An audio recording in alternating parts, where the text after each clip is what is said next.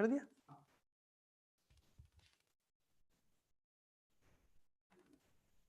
अरे अमित यार चौके यार, मेरे को यार कलर चौके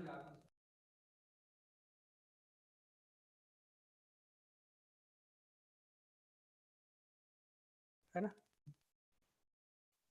good afternoon dear students, PSP institutions के जीके क्लासेस प्रतियोगी परीक्षा के लिए जो चल रही हैं उसमें ज्योग्राफी में अफवाह प्रणाली को लेकर के मैं राकेश पंचाल और हमारे यहाँ टीम में टेक्निकल टीम के मेंबर अमित भाई और गौरव जी निरंतर इस काम में लगे हुए हैं कि ये जो सर्विस है वो निर्बाध गति से आप तक पहुँचे। आप सबको बहुत बहुत धन्यवाद, शुक्रिया। आप निरंतर इन क्लासेस का आनंद ले रहे हैं और जब कभी भी आपको ऐसा लगे कि इन क्लासेस के अंदर अगर आपको कोई भी सजेशन है तो आप चेक बॉक्स में जाकर के लिख सकते हैं और उसमें अपने कमेंट्स भी दे सकते हैं। आपके जो भी कमेंट्स हैं वो हमारे लिए उत्साहवर्धक रहेंगे और हम जो है उसको आपका वेलकम करते हैं। निश्चित रूप से ये क्लासेस जो हैं वो कंपटीशन के लिए उपयोगी साबित हो रही होंगी। तो अपन जो है अफवाह प्रणाली को यहाँ पर स्टार्ट कर रहे हैं और उस अफवाह प्रणाली में अपन ने अभी तक जो है अरब सागरीय अफवाह क्रम का अध्ययन हम लोगों ने कर लिया था। तो अरब सागरीय अफवाह क्रम के अध्ययन के बाद में अब अपन लोग आंतरिक अफवाह प्रणाली पर स्टडी करने जा रहे हैं। ठीक है, तो उम्मीद है आप इस क्लासेस का आनंद लेंगे। आंतरिक अफवाह प्रणाली जिसको अपन लोग कहते हैं अंतःस्रावी नदियाँ, अंतःस्रावी नदियाँ, अंतःस्रावी नदियाँ। और ये जो अंतःस्रावी नदियाँ हैं इनको हम लोग कहते हैं आंतरिक अफवाह प्रणाली की नदियाँ। एक मिनट के लिए आप थोड़ा सा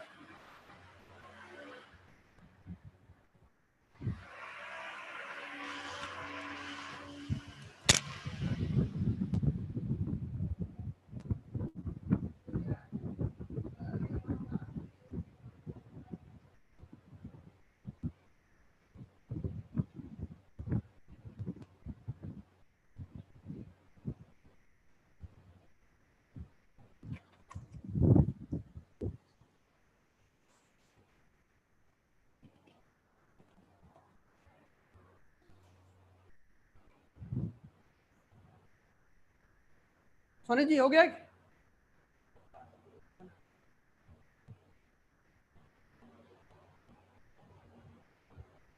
हाँ, थैंक यू। तो पुनः हम लोग अंतःस्रावी नदियाँ जिसको हम लोग कहते हैं भूमिगत प्रवाहित होने वाली नदियाँ, जिसको हम लोग भूमिगत अपवाह तंत्र, भूमिगत अपवाह तंत्र की नदियाँ भी कहते हैं। तो अंतःस्रावी नदियाँ और भूमिगत अपवाह तंत्र की नदियाँ, इसको हम लोग अभी स्टडी करने जा रहे हैं। और ये जो नदियाँ हैं अगर अपन लोग देखें, जैसा अपन को पता है कि राजस्थान में या भारत में जब अपन लोग अफवाह क्रम के आधार पर डिवाइड करते हैं तो 3 प्रकार का अफवाह क्रम है, जिसमें हमने अरब सागरीय अफवाह क्रम की नदियाँ उसका अध्ययन हम लोगों ने कर लिया था। अब हम लोग अंतःस्रावी नदियाँ मतलब ऐसी नदियाँ जो आंतरिक नदियाँ हैं, अर्थात जो नदियाँ आगे जाकर के कहीं पे विलीन हो जाती है, विलुप्त हो जाती है, वो किसी समुद्र में जाकर के अपने जल को नहीं गिराती है। तो यहाँ तो वो भूमिगत हो जाती है, रेत में मरुस्थल के अंदर विलीन हो जाती है या फिर किसी झील में जाकर के गिरती है। ऐसी नदियों को हम लोग भूमिगत अपवाह तंत्र की नदियाँ कहते हैं। अब ये जो भूमिगत अपवाह तंत्र की नदियाँ हैं जब अपन लोग उसका स्टडी करते हैं तो एक बार ऐसी कौन कौन सी मुख्य नदियाँ हैं वो चीज़ हम लोग यहाँ पर एक बार जो है वो आप लोगों को यहाँ पे बता देते हैं। उसके बाद में जो है वो अपन लोग उन नदियों का अध्ययन करेंगे। तो जिस प्रकार से राजस्थान का मैप है तो इसमें जब अपन लोग आंतरिक अफवाह क्रम की नदियों की बात करते हैं तो आंतरिक अफवाह क्रम की राजस्थान की जो प्रमुख नदी है या जो राजस्थान की सबसे लंबी नदी है या राजस्थान की आंतरिक अफवाह क्रम की जो सबसे बड़ी नदी है वो कौन सी है? तो वो अपन लोग जब यहाँ से देखते हैं तो ये जो नदी है ना, इसको अपन लोग कहते हैं घग्गर। तो ये घग्गर नदी जो है वो आंतरिक अफवाह क्रम की एक प्रमुख नदी है। ठीक है, घग्गर नदी के बाद में जब अपन लोग देखते हैं आंतरिक अफवाह क्रम की नदियों का जब हम लोग स्टडी करते हैं या उसी का जब हम लोग अध्ययन करते हैं तो यहाँ पर जो इसकी दूसरी नदी है जो प्रमुख नदी है, ठीक है, वो नदी कौन सी है? तो यहाँ पे जो नदी है ये उसको हम लोग कहते हैं यहाँ पर काकनी अथवा काकनेय। क्या कहते हैं इसको? काकनी अथवा काकनेय। तो ये भी आंतरिक अफवाह क्रम की नदी है जिसको हम लोग काकनी अथवा काकनेय के नाम से जानते हैं। उसके बाद में जब हम लोग देखते हैं तो यहाँ पर जो नदी बहती है आप लोगों के, ठीक है, इस नदी को हम लोग यहाँ पर जो नदी है इसको हम लोग कहते हैं कांतली नदी। कौन सी नदी कहते हैं हम लोग? कांतली। तो ये रही आप लोगों के राजस्थान के उत्तरी भाग में उत्तरी पूर्व की तरफ जो नदी है जिसको हम लोग कहते हैं कांतली नदी के नाम से हम लोग जानते हैं। उसके बाद में फिर अपन लोग देखते हैं तो यहाँ पे जो नदी है, ये जो नदी बहती है यहाँ पे इसको हम लोग कहते हैं साबी। कौन सी नदी कहते हैं? साबी नदी। ठीक है, तो इस प्रकार से ये आप लोगों के साबी नदी आ जाती है। अब साबी नदी के बाद में फिर जब हम लोग इसमें देखते हैं, इस नदी का जब हम लोग स्टडी करते हैं, या जब हम लोग जो आंतरिक अपवाक्रम की नदियों की जब हम लोग बात करते हैं, कुछ प्रमुख और नदियों की हम लोग अगर बात करते हैं, तो उसमें जो है वो यहाँ पे आप लोगों के दो और नदियाँ आ जाएंगी। और यहाँ पे जो है वो एक तो हो जाएगी आपके मेंथा। कौन सी हो जाएगी? मेंथा। और एक हो जाएगी आप लोगों के रूपनगढ़। मेंथा और रूपनगढ़, ये दोनों भी नदियां हैं आप लोगों के। तो इस प्रकार से जब हम लोग देखते हैं तो मेंथा और रूपनगढ़ ये दोनों आप लोगों के जो है वो आंतरिक अपवाक्रम की और भी नदियां हो जाएंगी। ठीक है, इस प्रकार से ये जो है वो आंतरिक अपवाक्रम की नदियां हो जाएंगी। अब यहाँ जब अपन लोग इसका स्टडी करते हैं तो ये जो है ये वाला जो क्षेत्र है आप लोगों के, है ना, ये वाला जो क्षेत्र है ये है आपके सांबर झील। कौन सा क्षेत्र है आपके? सांबर झील है ये। तो ये रहा जो है वो आपके सांबर झील का एरिया हो जाएगा। तो इस प्रकार से राजस्थान में जब अपन लोग आंतरिक अपवाक्रम की नदियां देखते हैं तो राजस्थान का जो ये वाला भाग है, ठीक है, ये वाला जो एरिया है, ये जो क्षेत्र है ये आपके आंतरिक अपवाक्रम का क्षेत्र माना जाएगा। तो इस प्रकार से आंतरिक अपवाक्रम की जो प्रमुख नदियों की अगर अपन लोग बात करते हैं तो गग्गर नदी हो गया, उसके बाद में काकनी अथवा काकने हो गया, उसके बाद में कांतली हो गया, फिर मेंथा हो गया और साबी हो गया, और यहाँ से हो गया रूपनगढ़। ये प्रमुख नदियां हैं जो कि आंतरिक अपवाक्रम की नदियां मानी जाती है। अब हम लोग जब इन आंतरिक अपवाक्रम की नदियों का एक एक करके अध्ययन करेंगे तो उसके बाद में जो है उस एनालिसिस के आधार पे हम लोग जो है कुछ प्रश्न जो है यहाँ से निकलते हैं। अब यहाँ जो फैक्चुअल क्वेश्चन की अगर अपन लोग बात करते हैं, सबसे पहला क्वेश्चन तो अपने सामने ये आता है कि राजस्थान का कौन सा भाग है जहाँ आंतरिक अपवाक्रम की नदियाँ बहती हैं या वो नदियाँ प्रवाहित होती है। तो राजस्थान का आप लोगों के पश्चिमी, उत्तरी पश्चिमी और उत्तरी पूर्वी भाग, उत्तरी पश्चिमी और उत्तरी पूर्वी भाग है जहां पर आंतरिक अपवाक्रम की नदियां पाई जाती है। तो ये आंतरिक अपवाक्रम से संबंधित पार्ट हो गया। अब इसमें जब अपन लोग देखते हैं तो आंतरिक अपवाक्रम की सबसे लंबी नदी कौन सी है? तो आंतरिक अपवाक्रम की सबसे लंबी नदी कौन सी है? तो घग्गर है। इस बात को आप लोग ध्यान में रखना कि आंतरिक अपवाक्रम की सबसे लंबी नदी, ठीक है, और ये आंतरिक अपवाक्रम की ऐसी नदी है जो अंतरराज्यीय नदी है, मतलब एक से अधिक राज्यों में बहती है। राजस्थान की सबसे लंबी नदी है और राजस्थान की एकमात्र ऐसी नदी है जो अंतरराष्ट्रीय नदी है। ठीक है, तो एक तो सबसे लंबी होगी घग्गर, उसके बाद में आंतरिक अपवाक्रम की नदियों में अंतरराज्यीय नदी, अर्थात कि एक से अधिक राज्यों में बहने वाली जो नदी है वो कौन सी है? तो वो नदी कौन सी है आप लोगों के? घग्गर है, जो एक से अधिक राज्यों में बहती है। जब मैं आपको इसका एनालिसिस करूंगा, जब मैं इसका आप लोगों को डिस्क्राइब करूंगा, इसका विश्लेषण करूंगा, तो उस समय मैं आपको बताऊंगा कि पंजाब और हरियाणा से होकर के राजस्थान में प्रवेश करती है ना। तो ये घग्गर नदी का एक अच्छी विशेषता है। तो ये राजस्थान की सबसे लंबी नदी होगी और अंतरराज्यीय नदी हो गई है, अर्थात एक से अधिक राज्यों में ये नदी बहती है। उसके बाद में यहाँ मैंने आप लोगों को राजस्थान में इंडिया से बाहर की तरफ ये नदी जा रही है, यहाँ पे पाकिस्तान में। तो इस आधार पे अपन लोग कह सकते हैं कि राजस्थान की एकमात्र ऐसी नदी जो अंतरराष्ट्रीय नदी है, एकमात्र ऐसी नदी जो कि अंतरराष्ट्रीय नदी है, ठीक है, अर्थात किसी दूसरे देश में भी उस नदी का पानी जाता है। अब इसके पीछे भी वास्तविक क्या थॉट है ना, वो कॉन्सेप्ट अपन लोग जब नदी को पढ़ेंगे उस समय अपन लोग बताएंगे, लेकिन अभी ऐसे कुछ फैक्ट्स हैं जिस पे अक्सर प्रश्न पूछे जाते हैं, तो वो चीज मैं आप लोगों को अभी यहाँ पे क्लियर कर रहा हूँ। तो अंतरराष्ट्रीय नदी की जब अपन लोग बात करते हैं तो कौन सी नदी आ जाएगी? आपके घग्गर नदी आ जाएगी, क्योंकि वो पाकिस्तान में जाती है, पाकिस्तान में प्रवाहित होती है। ठीक है, उसके बाद में फिर अपन लोग जब आगे बढ़ते हैं तो यहाँ पे जो कांदली नदी है उस पर एक और बहुत ही खूबसूरत क्वेश्चन बनता है। क्वेश्चन ये बनता है कि सबसे लंबी नदी तो कौन सी है? घग्गर है, लेकिन पूर्णतः राजस्थान में बहने वाली आंतरिक अपवाक्रम की सबसे लंबी नदी, ठीक है। तो अगर आप लोगों को जैसे उसने प्रश्न पूछ लिया कि पूर्णतः राजस्थान में बहने वाली, पूर्णतः राजस्थान में प्रवाहित होने वाली, पूर्णतः राजस्थान में प्रवाहित होने वाली आंतरिक अपवाह क्रम, आंतरिक अपवाह क्रम की सबसे लंबी नदी, ठीक है। तो आप लोग, मुझे लगता है इस चीज से अच्छी तरह से समझ में आ गया होगा आप लोगों को कि पूर्णतः राजस्थान में बहने वाली, यानी राजस्थान में ही शुरू हो रही है, देख लीजिए यहाँ पे, और राजस्थान में ही खत्म हो रही है ऐसी नदी, है ना। तो ऐसी नदी कौन सी है? कांतली है। तो ये राज्य की सबसे लंबी नदी हो जाएगी आप लोगों को, राजस्थान की सबसे लंबी नदी हो जाएगी। आंतरिक अपवाक्रम की केवल राजस्थान में बहने वाली, पूर्णतः राजस्थान में बहने वाली राजस्थान की सबसे लंबी नदी कौन सी हो जाएगी? तो कौन सी हो जाएगी? आपके कांतली नदी हो जाएगी। ठीक है, क्लियर हो गया आपके दिमाग में। अब हम लोग जब इसी से रिलेटेड देखते हैं जो काकनी अथवा काकनी नदी है, तो इसका जो ये वाला आपको पोर्शन दिख रहा है ये केवल 17 किलोमीटर का है। कितने किलोमीटर का है? 17 किलोमीटर का है ना, 17 किलोमीटर। तो इस आधार पे अपन लोग देखें तो राजस्थान की सबसे छोटी नदी, राजस्थान की सबसे छोटी नदी, अर्थात आंतरिक अपवाह क्रम की राजस्थान की सबसे छोटी नदी कौन सी है? आंतरिक अपवाह प्रणाली की राजस्थान की सबसे छोटी नदी कौन सी है? तो कौन सी हो जाएगी आपके? काकनी अथवा काकनेय हो जाएगी। कौन सी हो जाएगी? काकनी अथवा काकनेय। तो ये आंतरिक अपवाह प्रणाली की, आंतरिक अपवाह क्रम की राजस्थान की सबसे छोटी नदी हो जाएगी। क्लियर हो गया? उसके बाद में फिर जब अपन लोग देखते थे मेंथा और रूपनगढ़, इसके बीच में यहाँ पे मैंने आप लोगों को बताया है सांबर झील है। मतलब ये दोनों नदियां जो सांबर झील का निर्माण करती है ना। तो एक तो मेंथा उत्तर से होकर के आती है और सांबर झील का निर्माण करती है, दक्षिण से आने वाली रूपनगढ़ है। तो ये दोनों नदियां जो है वो किस झील में गिरती है? सांबर झील में गिरती है। तो इस प्रकार से सांबर झील का निर्माण करने वाली नदियां हो गई मेंथा और रूपनगढ़। ठीक है, ये दो नदियां हैं। और साबी नदी जो है उसके बारे में अपन लोग जब देखेंगे तो ये साबी नदी जो है वो आप लोगों के अलवर से होकर के निकलती है और भरतपुर में जाकर के समाप्त हो जाती है। तो इस पूरे एनालिसिस को जब अपन लोग करते हैं तो यहाँ पे ये चीज हमारे सामने कुछ फैक्ट्स क्लियर हो गए, है ना। और वो फैक्ट्स मैंने आप लोगों को बता दिए हैं, इनको आप लोग 2 मिनट उतार लीजिए, फिर अपन लोग आगे बढ़ते हैं।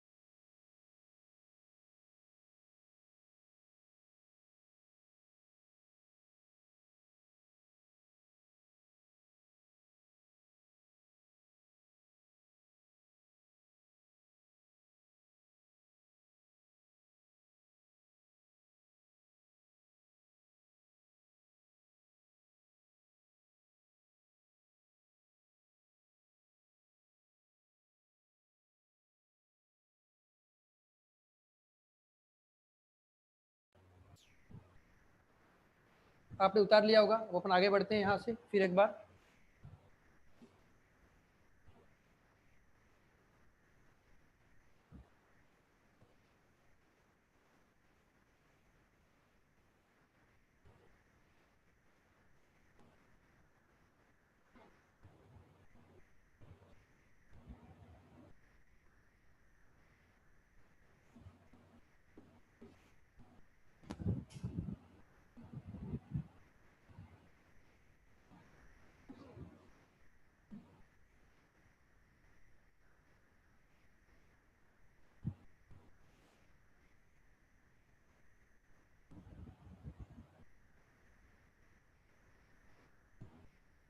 ठीक है, तो आंतरिक अपवाह क्रम की नदियाँ, उसका हम लोग यहाँ पर स्टडी करते हैं। सबसे पहले हम लोग देखते हैं इसकी सबसे छोटी नदी। तो सबसे छोटी नदी कौन सी है? काकनी। कौन सी है? काकनी। ठीक है, अब यहाँ पे जब अपन लोग देखते हैं तो ये नदी किस जिले से संबंधित हो गई? तो किस जिले से संबंधित हो गई आप लोगों के? जैसलमेर। क्योंकि जैसलमेर में ही शुरू हो रही है और जैसलमेर में ही समाप्त हो रही है। केवल इसकी लंबाई है आप लोगों के 17 किलोमीटर। कितनी लंबाई है? 17 किलोमीटर। इसको हम लोग कहते हैं काकनी अथवा काकनेय। क्या कहते हैं इसको हम लोग? काकनी अथवा काकनेय के नाम से भी कहते हैं, काकनी अथवा काकनेय के नाम से भी जानते हैं।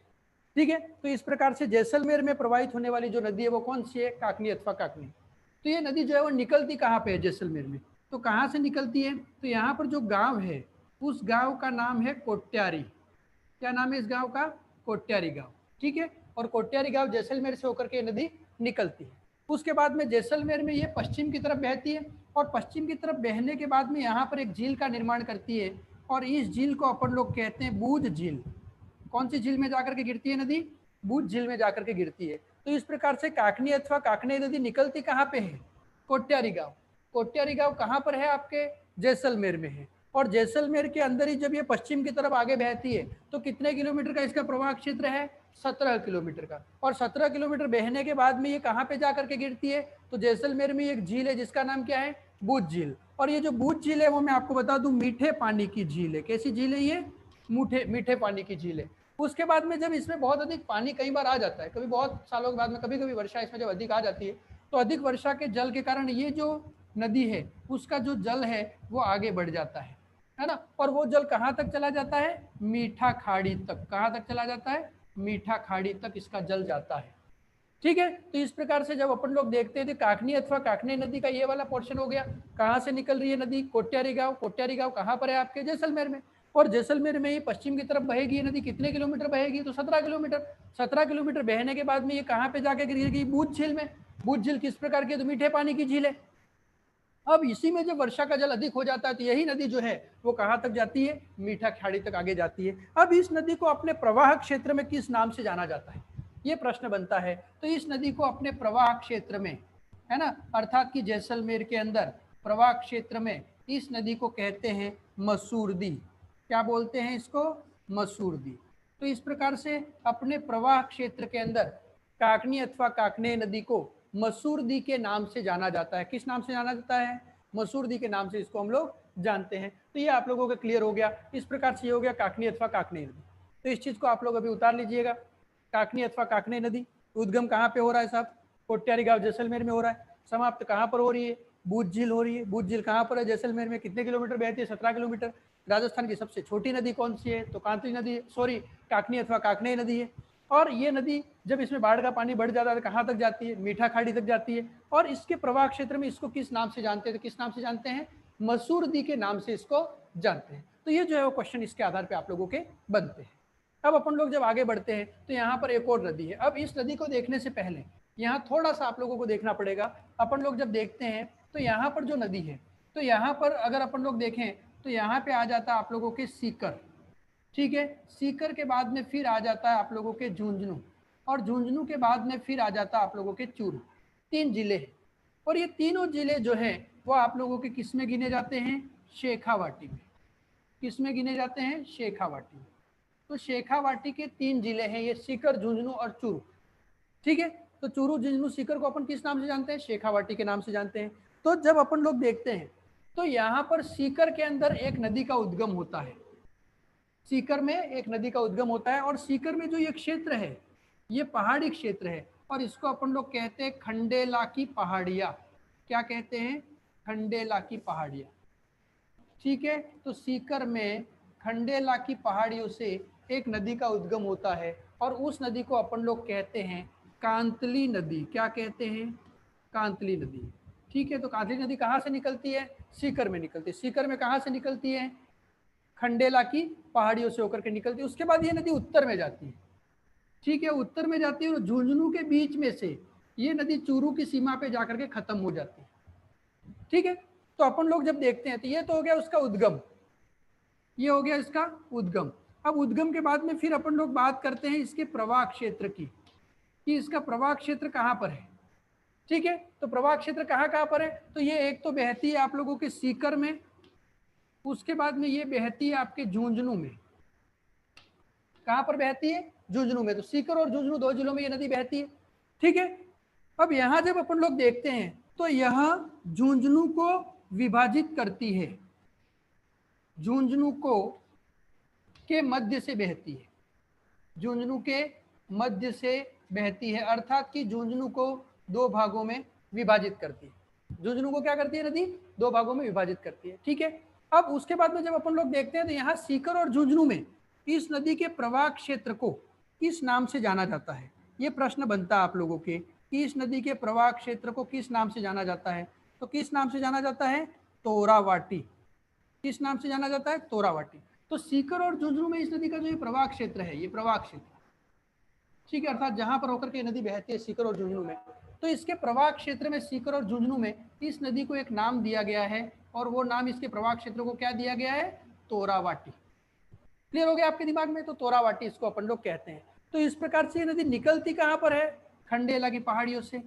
खंडेला की पहाड़ियाँ कहाँ पर है, आप लोगों के सीकर में है। अब वहां से उत्तर की तरफ जाती है, सीकर को क्रॉस करके कहाँ पे चली जाएगी, झुंझुनू में। झुंझुनू को 2 भागों में विभाजित करेगी, अर्थात झुंझुनू के मध्य से बहने वाली नदी कौन सी है, ऐसा प्रश्न प्रतियोगी परीक्षा में आ चुका है।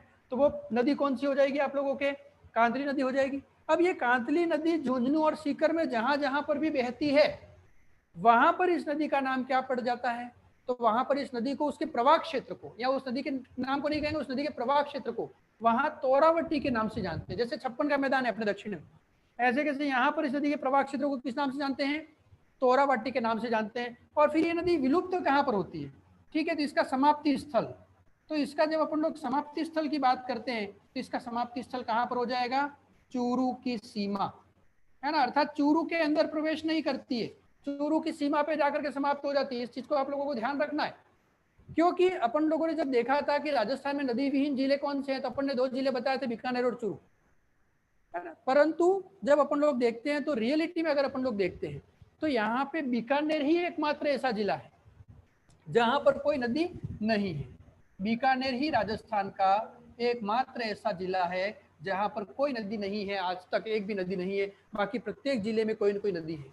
अब चूरू में भी एक भी नदी नहीं है, परंतु ये नदी जो है वो चूरू की सीमा पे जाके समाप्त हो जाती है, अंदर नहीं जाती, इसलिए चूरू की नदी नहीं होगी कांतली। परंतु कई बार वर्षा का जल जब आ जाता है, पानी अधिक आ जाता है, तो ऐसे में इस नदी का प्रवाह क्षेत्र चूरू के अंदर तक भी चला जाता है। ऐसा नहीं कह सकते चूरू में कोई नदी नहीं बहती है।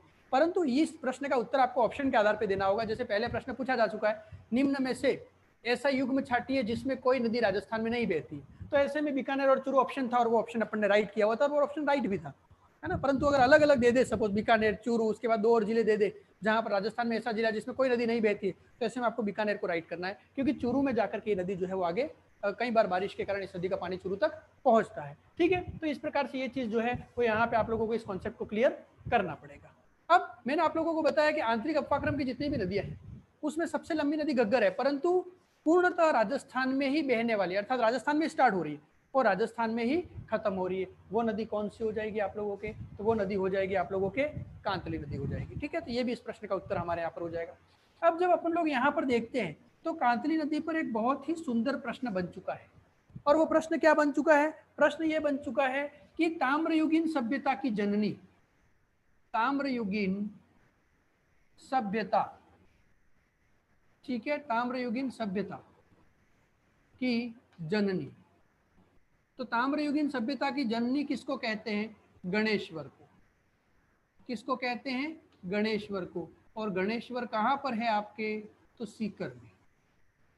ताम्रयुगीन सभ्यता की जननी किसको कहते हैं, गणेश्वर को। गणेश्वर कहां पर है आपके, तो सीकर में। क्लियर हो गया आपके दिमाग में। अब यहाँ प्रश्न क्या बनता है, तो ये गणेश्वर जो है वो किस नदी के किनारे स्थित है, तो ये गणेश्वर जो है वो किस नदी के किनारे स्थित है, कांतली नदी के किनारे स्थित है। किस नदी के किनारे स्थित है, कांतली नदी के किनारे स्थित है। तो क्लियर हो गया आपके दिमाग में। अब इस प्रकार से अगर आप लोगों को ये पूछे, है ना, कि ताम्रवर्ती नगरी, देखो दोनों में फर्क है। ताम्रवर्ती नगरी, ताम्रवर्ती नगरी किसको कहते हैं, तो उत्तर आ जाएगा आपके आहड़। क्या उत्तर आ जाएगा, आहड़, ठीक है। उसके बाद में ताम्र जिला या तांबा जिला, अगर ये प्रश्न आ जाता है तो तांबा जिला कहां पर है, तांबे का सर्वाधिक उत्पादन झुंझुनू, तो इसका उत्तर क्या हो जाएगा आपके झुंझुनू, ये ध्यान रखना। लेकिन ताम्रवर्ती, ताम्रयुगीन सभ्यता की जननी किसको कहते हैं ना, तो ताम्रयुगीन सभ्यता, ताम्रयुगीन सभ्यता की जननी, ठीक है। तो ताम्रयुगीन सभ्यता की जननी किसको कहते हैं, गणेश्वर, और ये गणेश्वर कहां पर है आपके, सीकर में। क्लियर हो गया। और ये किस नदी के किनारे है, तो ये नदी कौन सी हो जाएगी, कांतली नदी आप लोगों के हो जाएगी, ठीक है। तो इस प्रकार से जब अपन लोग इसको देखते हैं तो ये चीजें आप लोगों को थोड़ा इसके साथ में लेकर के चलना है। ताम्रयुगीन सभ्यता की जननी गणेश्वर सीकर है, लेकिन ताम्रवर्ती नगरी तो आहड़ हो जाएगा। तांबा जिला कौन सा है, तो झुंझुनू हो जाएगा। और सभ्यता की जननी मतलब ये सभ्यता राजस्थान में जो आई तो उसकी जननी किस शहर को कहते हैं, तो वो कौन सा है, गणेश्वर। गणेश्वर कहाँ पर है, सीकर में है। और किस नदी के किनारे ये प्रश्न आ चुका है, तो वो नदी कौन सी है, कांतली नदी है। तो इस प्रकार से ये हो गया आप लोगों के कांतली नदी का पोर्शन, इसको आप लोग उतार लीजिए, फिर अपन आगे बढ़ते हैं।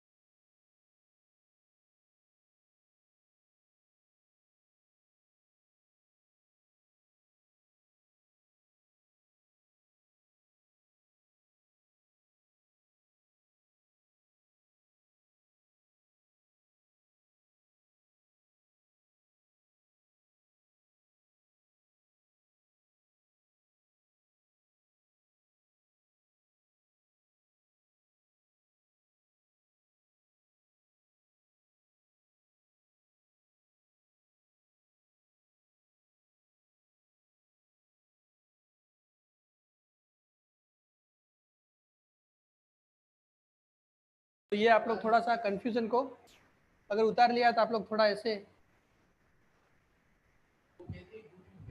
जी हाँ, आप जो है यूट्यूब पे भी इन क्लासेस का आनंद ले सकते हैं। हाँ, और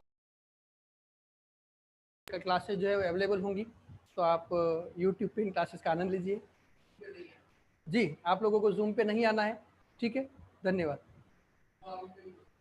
हाँ, तो इसको बंद हो गया, धन्यवाद।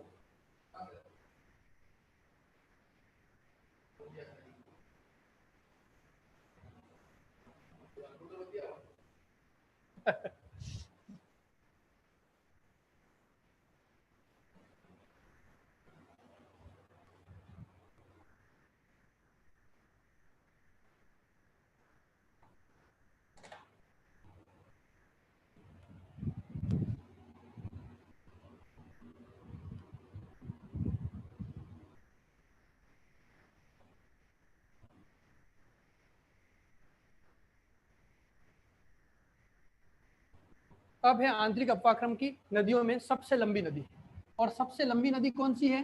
घग्गर। और मैंने आप लोगों को घग्गर नदी के बारे में बता ही दिया है कि ये नदी न सिर्फ सबसे लंबी नदी है, अपितु राजस्थान की आंतरिक अपवाक्रम की अंतर्राज्यीय नदी भी, अर्थात एक से अधिक राज्यों में बहती है। अपितु राजस्थान की आंतरिक अपवाक्रम की अंतर्राष्ट्रीय नदी भी है, जो कि एक से अधिक देशों में बहती है। तो जब अपन लोग इस नदी के पोर्शन की बात करते हैं, ये नदी कहाँ से निकलती है, ठीक है, तो ये नदी जो निकलती है वो स्थान है आपके कालका। कौन सा स्थान है? कालका। और ये कालका कहाँ पर है आपके? तो कालका है आपके हिमाचल प्रदेश में। कालका कहाँ पर पड़ता है? हिमाचल प्रदेश में। और हिमाचल प्रदेश के अंदर आपने नाम सुना होगा शिवालिक की पहाड़ियों का। कौन सी पहाड़ियाँ? शिवालिक की पहाड़ियाँ। तो उस शिवालिक की पहाड़ियों में एक स्थान है जिसको हम लोग कहते हैं कालका। वहां से ये जो नदी निकलती है उसको हम लोग क्या कहते हैं? घग्गर नदी कहते हैं। तो ये जो घग्गर नदी है वो आप लोगों के कालका हिमाचल प्रदेश में शिवालिक की पहाड़ियों से निकलती है। उसके बाद में फिर ये नदी जो है हिमाचल प्रदेश से कहाँ पे आती है? तो ये नदी आती है आप लोगों के पंजाब, ठीक है। पंजाब से फिर ये नदी आप लोगों के कहाँ पर आती है? तो ये नदी आती है आप लोगों के हरियाणा। और हरियाणा से फिर ये नदी कहाँ पर आती है? तो आपके यहाँ पे ये नदी राजस्थान में प्रवेश करती है, ठीक है। और राजस्थान में प्रवेश जो ये नदी कर रही है वो स्थान कौन सा है? तो टिब्बी। कौन सा स्थान है? टिब्बी। और टिब्बी कहाँ पर है आपके? तो हनुमानगढ़ में है। टिब्बी कहाँ पर है? हनुमानगढ़ में, ठीक है। तो हनुमानगढ़ में टिब्बी तक ये नदी जो है वो राजस्थान में प्रवेश करती है। उसके बाद में जब अपन लोग देखते हैं तो ये जो नदी है वो आपके हनुमानगढ़ के अंदर जो है वो भटनेर का दुर्ग, कौन सा दुर्ग आता है? भटनेर। तो भटनेर का दुर्ग जो है वहां पे आकर के और फिर विलुप्त हो जाती है, ठीक है। तो अपन लोग जब इसमें देखते हैं तो ये भटनेर जो है वो कहाँ पर है? हनुमानगढ़ में, ठीक है। तो वहां पे जाकर के नदी विलुप्त हो गई, भटनेर के दुर्ग हनुमानगढ़ में जाकर के। उसके बाद में फिर क्या होता है? जब कभी भी इसमें वर्षा का पानी जब बढ़ जाता है तो ये नदी जो है वो कहाँ तक पहुंच जाती है आप लोगों के? गंगानगर। कहाँ तक पहुंच जाती है? गंगानगर। और गंगानगर के बाद में फिर और भी ज्यादा जब इसमें वर्षा का जल बढ़ जाता है तो इस नदी का जो जल है वो कहाँ तक चला जाता है? पाकिस्तान तक चला जाता है। इस प्रकार से इस नदी को जब अपन लोग देखते हैं तो हनुमानगढ़, हनुमानगढ़ से गंगानगर और गंगानगर से पाकिस्तान तक ये नदी जाती है। क्लियर हो गया इस नदी का पोर्शन आप लोगों को? तो ये नदी जो है वो निकलती कहाँ से है? शिवालिक की पहाड़ियाँ। शिवालिक की पहाड़ियाँ हिमालय पर्वतीय प्रदेश का जब हम लोग अध्ययन करते हैं तो उसको हम लोग जिन भागों में बांटते हैं उसमें से महान हिमालय, लघु हिमालय और एक होता है उप हिमालय। उस उप हिमालय में शिवालिक हिमालय है, शिवालिक की पहाड़ियाँ हैं। उस शिवालिक की पहाड़ियों के अंदर कालका नामक स्थान है, वहां हिमाचल प्रदेश से ये नदी निकलती है। उसके बाद पंजाब में जाती है, पंजाब से हरियाणा और हरियाणा से राजस्थान में प्रवेश करती है टिब्बी। टिब्बी कहाँ पर है? हनुमानगढ़ में। उसके बाद भटनेर दुर्ग के आसपास जाकर के नदी विलुप्त हो जाती है, खत्म हो जाती है। भटनेर दुर्ग कहाँ पर है? तो भटनेर दुर्ग आप लोगों के जो है वो राजस्थान के हनुमानगढ़ में है, ठीक है।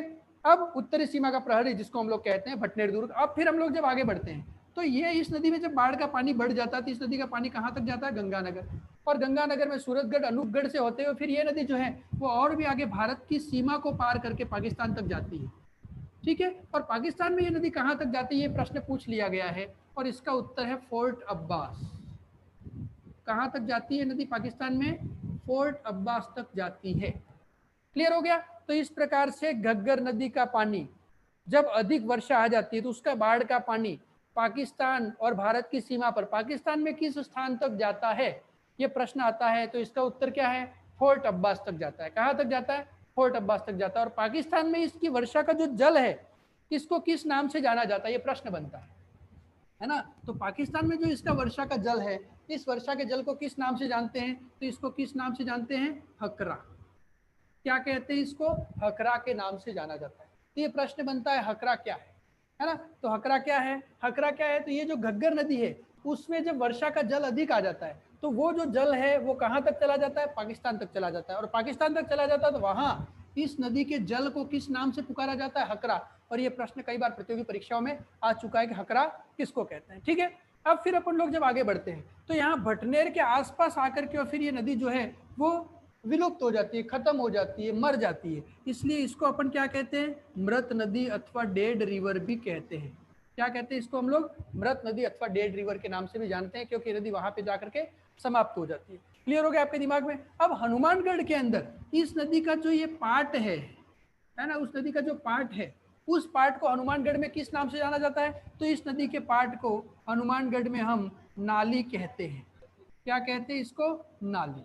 तो हनुमानगढ़ में घग्गर नदी के पार्ट को क्या कहते हैं, नाली कहते हैं। ये इससे रिलेटेड प्रश्न है जो कई बार प्रतियोगी परीक्षाओं में पूछा जाता है कि हनुमानगढ़ जिले में स्थित घग्गर नदी के पार्ट को क्या कहते हैं, तो इसको किस नाम से पुकारा जाता है, नाली के नाम से पुकारा जाता है। इसके बाद में ये नदी अपने प्रवाह क्षेत्र में जहां पर भी बहती है, तो ये जो अपने प्रवाह क्षेत्र में है ना, वहां पर ये नदी यूं कह सकते हो आप लोग की बलखाते हुए चलती है। यूं कह सकते हो कि इस प्रकार से ये नदी बहती है, ऐसा आकार में इस प्रकार से ये अपने प्रवाह क्षेत्र में बहती है। तो इस कारण से इस नदी का एक दूसरा नाम भी है, इसको नट नदी के नाम से भी जानते हैं। जिस प्रकार से नट अपने शरीर को किसी भी आकृति में मोड़ सकता है, उसी प्रकार से ये नदी जो है वो भी अपने प्रवाह क्षेत्र में अलग अलग प्रकार की आकृतियां बनाते हुए आगे बढ़ती है। इसलिए इस नदी को नट नदी के नाम से भी जाना जाता है। तो इसके पार्ट को नाली कहते हैं, इसे नट नदी भी कहते हैं, इस नदी को मृत नदी अथवा डेड रिवर भी कहते हैं। अब उसके बाद में जब अपन लोग देखते हैं तो हमने एक चीज सुनी होगी, गंगा, यमुना और सरस्वती 3 नदियों का संगम होता है। इसमें गंगा और यमुना तो आज भी हम देख रहे हैं, लेकिन सरस्वती नदी हम लोगों को पता नहीं। तो ऐसा कहते हैं कि ये जो घग्गर नदी है वो उसी सरस्वती नदी के पार्ट में बहती है।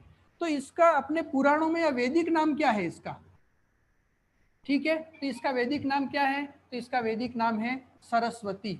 क्या नाम है इसका, सरस्वती। अथवा इसको जो है वो ध्वजद्वती के नाम से भी जानते हैं। किस नाम से जानते हैं, सरस्वती अथवा ध्वजद्वती के नाम से भी जानते हैं। तो इस प्रकार से जो घग्गर नदी है उसको सरस्वती नदी के नाम से भी जानते हैं। और इसको अपने वैदिक युग के हिसाब से अगर अपन लोग देखें, पुराणों में देखें, प्राचीन ग्रंथों में देखें, तो इसका नाम ध्वजद्वती भी पड़ता है। तो ये भी इसका एक अलग से नाम हो गया, जिसको अपन लोग ध्वजद्वती के नाम से जानते हैं, है ना। तो इस प्रकार से ये चीज हो गई। उसके बाद में इसके जो प्रवाह क्षेत्र है, उस प्रवाह क्षेत्र में पाकिस्तान में इसके प्रवाह क्षेत्र को किस नाम से जानते हैं, तो हकरा के नाम से भी अपन जानते हैं इसके प्रवाह क्षेत्र को पाकिस्तान में। तो ये हो गया आप लोगों के घग्गर नदी का प्रवाह क्षेत्र, ठीक है। तो इस प्रकार से हम लोगों ने देखा घग्गर नदी का उद्गम कहाँ पे हो रहा है, कालका हिमाचल प्रदेश। और कालका हिमाचल प्रदेश जो है वो कौन सी पहाड़ियों में स्थित है, शिवालिक की पहाड़ियों में। किन किन राज्यों में बहती है, पंजाब, हरियाणा, और हरियाणा से राजस्थान में। राजस्थान में प्रवेश कहाँ से कर रही है, टिब्बी। टिब्बी कहाँ पर है, हनुमानगढ़ में। उसके बाद में फिर राजस्थान में हनुमानगढ़ में बहते हुए समाप्त कहाँ पे होती है, भटनेर। भटनेर दुर्ग कहाँ पर है, हनुमानगढ़ में। यहाँ समाप्त हो जाती है, इसलिए इसको क्या कहते हैं, मृत नदी कहते हैं, डेड रिवर कहते हैं, ठीक है। इसके पार्ट को हनुमानगढ़ में किस नाम से जानते हैं, नाली के नाम से जानते हैं। और क्योंकि ये नदी अपने अलग अलग स्वरूप में बहती है इसलिए इसको नट नदी भी कहते हैं। और वैदिक युग अगर अपन लोग देखें या वैदिक वेदों में या पुराणों की बात करें तो वहां इस नदी को ध्वजद्वती कहते हैं। तो प्रश्न बनता है, राजस्थान में कौन सी नदी ध्वजद्वती नदी के प्रवाह क्षेत्र में बहती है, या किस नदी के प्रवाह क्षेत्र को ध्वजद्वती के नाम से जाना जाता है, तो कौन सी नदी का प्रवाह क्षेत्र है, घग्गर नदी का प्रवाह क्षेत्र है। फिर जब वर्षा ऋतु में बाढ़ का पानी आता है तो अधिक बाढ़ के कारण जब इसमें पानी बढ़ जाता है, गंगानगर से होकर के बहती है, सूरतगढ़, अनूपगढ़ से होकर के आगे बढ़ती है, और गंगानगर से फिर ये कहाँ तक जाती है, पाकिस्तान में। तो पाकिस्तान में कहाँ तक जाती है, फोर्ट अब्बास तक जाती है, ठीक है। तो उसके बाद में जब ये नदी फोर्ट अब्बास तक जाती है तो यहाँ पे इस नदी का जो नाम है, इसके बाढ़ के पानी को किस नाम से जानते हैं, हकरा के नाम से हम लोग जानते हैं। तो ये तो हो गया घग्गर नदी का पोर्शन। अब जब अपन लोग देखते हैं इसी नदी के पोर्शन को जब हम लोग देखते हैं तो यहाँ पे हनुमानगढ़ जो जिला है, उस हनुमानगढ़ जिले के अंदर जो है वो जब आप लोग देखोगे तो सिंधु नदी घाटी की सभ्यता के अवशेष प्राप्त हुए हैं। सिंधु नदी घाटी की सभ्यता, ठीक है। कौन से अवशेष प्राप्त हुए हैं, सिंधु नदी घाटी की सभ्यता के अवशेष प्राप्त हुए हैं, है ना। क्योंकि ये जो सभ्यता अगर अपन लोग देखें इंडिया के रेफरेंस में तो देखो यहाँ पे मैं आप लोगों को बता देता हूँ, ये जो भी चीज़ है ये आ रहा है ना, उसमें आ रहा है, हाँ। तो यहाँ पे जब अपन लोग देखते हैं तो ये जो नदी यहाँ से जो बह रही है इसको अपन लोग कहते हैं सिंधु नदी, क्या कहते हैं, सिंधु। और यहाँ से इसकी एक और सहायक नदी आती है ना, और ये जो उसकी सहायक नदी है, ये रही जो उसकी सहायक नदी है, इसको अपन लोग कहते हैं रावी नदी, है ना। तो सिंधु और रावी नदी का जो ये पोर्शन है, यहाँ पे खुदाई हुई और उस खुदाई में सभ्यता के अवशेष प्राप्त हुए, जिसको अपन लोग कहते हैं हड़प्पा। और एक और जब इससे आगे एक और खुदाई हुई तो इसको हम लोग कहते हैं मोहनजोदड़ो। ठीक है, तो यहाँ जो हड़प्पा नामक स्थान पे इस प्रकार के अवशेष मिले, इसलिए इसको हड़प्पा युगीन सभ्यता भी कहते हैं। क्या कहते हैं इसको हम लोग, हड़प्पा युगीन सभ्यता भी कहते हैं। तो ये जो सिंधु नदी घाटी की सभ्यता है ना, हड़प्पा युगीन जो सभ्यता है, उसके अवशेष राजस्थान में कहाँ से प्राप्त हुए, तो राजस्थान में कहाँ से प्राप्त हुए, हनुमानगढ़ में। और हनुमानगढ़ में जो ये अवशेष प्राप्त हुए उसको अपन लोग किस नाम से जानते हैं, कालीबंगा व पीलीबंगा। किस नाम से जानते हैं, कालीबंगा व पीलीबंगा। तो कालीबंगा व पीलीबंगा कहाँ पर है, हनुमानगढ़ में है। यहाँ पे क्या प्राप्त हुआ है, सिंधु नदी घाटी की सभ्यता के अवशेष, हड़प्पा युगीन सभ्यता के अवशेष प्राप्त हुए हैं। ठीक है, तो इसको हम लोग कालीबंगा व पीलीबंगा कहते हैं। ये जो कालीबंगा व पीलीबंगा है, ये किस नदी के किनारे स्थित है, तो किस नदी के किनारे स्थित है, गग्गर नदी के किनारे स्थित है। इस प्रकार से जब हम लोग देखते हैं तो गग्गर नदी के पोर्शन में हम लोग जब देखते हैं तो सिंधु नदी घाटी की सभ्यता के अवशेष प्राप्त हुए हैं, जो हड़प्पा के कारण, क्योंकि हड़प्पा में खुदाई से ये प्राप्त हुए सिंधु और रावी के बीच में, तो इसलिए इसको हड़प्पा की सभ्यता या मोहनजोदड़ो के नाम से भी, हड़प्पा और मोहनजोदड़ो के नाम से भी जानते हैं। तो ये हो गया आप लोगों के जो है वो गग्गर नदी का एक पोर्शन। ठीक है, तो इस प्रकार से गग्गर नदी को जब हम लोग देखते हैं तो ये उसकी कुछ प्रमुख विशेषताएं हैं। और राजस्थान की सबसे लंबी नदी है आंतरिक अपवाक्रम की, अंतर्राज्यीय नदी आंतरिक अपवाक्रम की, और अंतर्राष्ट्रीय नदी भी है गग्गर। क्लियर हो गया, तो इस प्रकार से नेक्स्ट अपन लोग कल पढ़ेंगे। धन्यवाद, शुभकामनाएं।